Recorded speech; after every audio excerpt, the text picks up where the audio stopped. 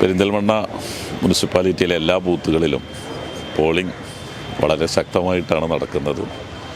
മുൻകാലത്തെ തെരഞ്ഞെടുപ്പുകളെ അപേക്ഷിച്ച് ആദ്യ മണിക്കൂറുകളിലൊക്കെ തന്നെ നമ്മുടെ പ്രതീക്ഷകൾക്കപ്പുറം വോട്ടർമാർ വലിയ തോതിൽ സ്വമേധയാ ഒരു പ്രേരണയുമില്ലാതെ പുറത്തിറങ്ങി വന്ന് അവരൊക്കെ തന്നെ വോട്ടിംഗ് രേഖപ്പെടുത്തുകയാണ്.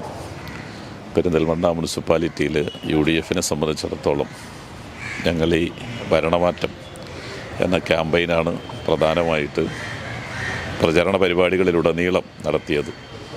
അപ്പോൾ അതിൻ്റെ ഒരു റിസൾട്ട് ഈ തെരഞ്ഞെടുപ്പിൽ ഉണ്ടാകുമെന്നാണ് ഞങ്ങളുടെ പ്രതീക്ഷ.